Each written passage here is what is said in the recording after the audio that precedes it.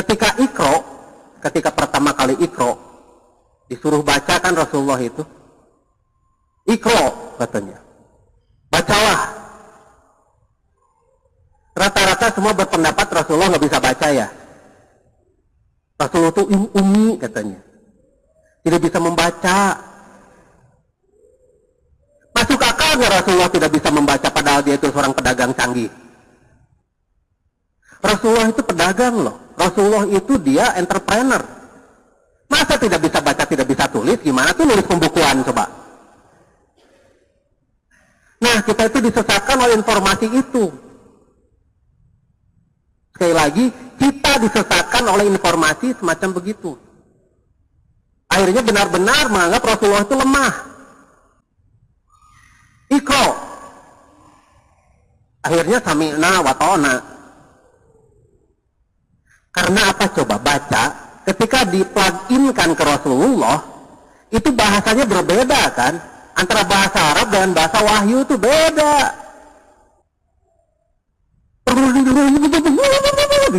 Gitu tuh. Iqra. Sami'na wa ta'na lah abdi mah.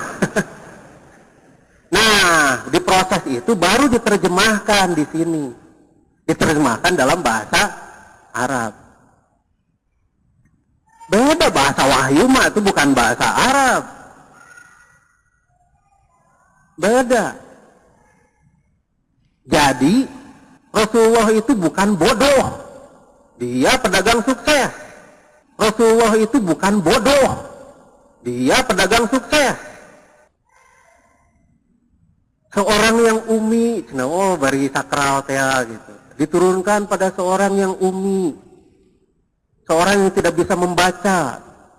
Seorang yang tidak bisa menulis gitu. Wih, itu. Cik mikir. Makanya kenapa Al-Quran itu ada untuk orang yang berpikir. Karena kalau kita mikir, kita tahu Rasulullah itu adalah pedagang. Rasulullah itu adalah seorang saudagar. Rasulullah itu adalah entrepreneur. Tidak mungkin seorang pedagang tidak bisa menulis gitunya. Tidak bisa menghitung. Masa begini, iya sabaraha, mangga, kuma bapak, abdi mah terang tuh titeh samaca. Cik baca apa sabaraha eta teh? Oh iya, 50 dirham cenah. Oh nya sok mangga cenah. Padahal di sana tertulis 150 dirham, hijina teu dibaca gitu teh. Bayangkan ruginya kalau dia itu tidak bisa membaca. Rubah paradigma sekarang. Rubah, kita berpikir. Sekali lagi kita berpikir. Makanya kenapa umat Islam itu jadi tidak maju? Terima kasih kita pada mereka yang sudah memberi informasi salah. Habis mereka menghabiskan waktunya di ritual, bukan mikir. Habis waktunya itu di ritual, di penghafalan, di pemfasihan, bari jeung teu mere contoh. Terima kasih umat Islam jadi hancur begitu gara-gara mereka yang memberi informasi salah. Makanya kita rubah sekarang.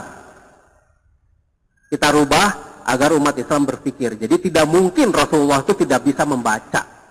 Tapi yang dibacanya itu adalah huruf Arab dan hitungan-hitungan yang sudah ada pada waktu itu. Bukan bahasa wahyu. Saha wahyu itu. Bahasa wahyu mah semua itu berupa frekuensi, berupa simbol-simbol dan semua diplug-in-kan di kepala Rasulullah. Penting ngerti. Awal-awal pasti tidak mengerti. Lama-kelamaan diterjemahkan kan otaknya itu memproses. Nah baru muncul satu persatu. Dan itu pun kan yang muncul yang tauhid-tauhidnya dulu. Mengajarkan tauhid itu jauh lebih lama daripada ritualnya. Tauhidnya itu lama. Menuhankan Allah tuh ngajarinnya lama. Baru sedikit-sedikit diturunkan kan ayatnya begitu. Jadi jangan berpikir Rasulullah itu bodoh nggak bisa baca, cik atau tengahina ke Rasulullah teh. Mau meningahina umatnanya. Ngago goreng begitu tah. Anggap Rasulullah teh bodoh. Anggap Rasulullah teh lemah. Waduh. Rasulullah itu super duper kuat loh. Pernah nggak dengar Rasulullah kalah berantem? Nggak ada. orang terkuat ge ngasa gebragan dak bluk gitu tah. Berengan diletak hungkul, diletak di kejauhan gitu tah. Dengan hawanya saja. Nah, hati-hati kela. Jadi hati-hati kita berpikirnya itu jangan sampai kita berpikir terlalu terlalu sederhana. Padahal Islam itu tidak sederhana. Rasulullah sampai tanggal waktu saat itu. Giginya tanggal. Nah, bagaimana proses tanggalnya itu? Diceritakan nggak di situ? Diceritakan prosesnya nggak? Biasanya kalau hadis kan detail itu cerita.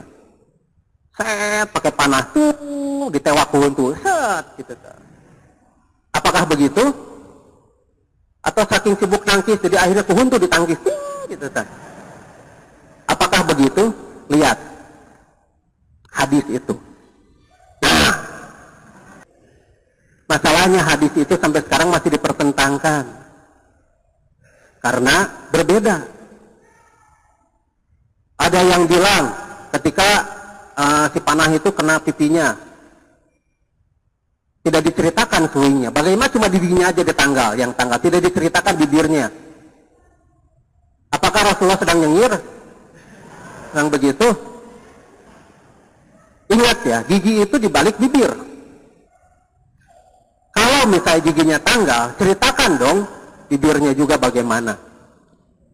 Ini tidak. Masalahnya hadis itu benar atau tidak? Dengan kekuatan seperti Rasulullah, aneh kan? Yang dia bisa membelah bulan, set. Kalau misalnya itu dipergunakan energinya dengan kekuatan seperti itu. Dan ternyata banyak juga kalangan ulama yang mengatakan hadis itu palsu. Ketika ditelusuri nggak jelas. Dan tiap versi berbeda. Tiap versi itu berbeda. Ada yang katanya kena jirahnya, ada yang katanya langsung, ada yang katanya kena gagang pedang, ada yang bilang loh itu yang kena gagang pedang. Nah, coba teliti lagi deh hadis itu. Dan rata-rata nggak jelas ujungnya.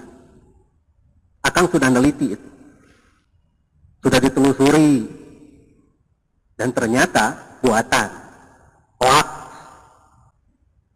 Tapi coba kalau itu bilang hoax itu pada orang yang ini ya, tukang ngapal-ngapalin itu. Wah, akang disebut sesat. Ingkar sunnah. Dan akang dan enak ingkar Quran maneh. Kan didinya mah ingkar sunnah ke saya. Didinya ingkar Quran.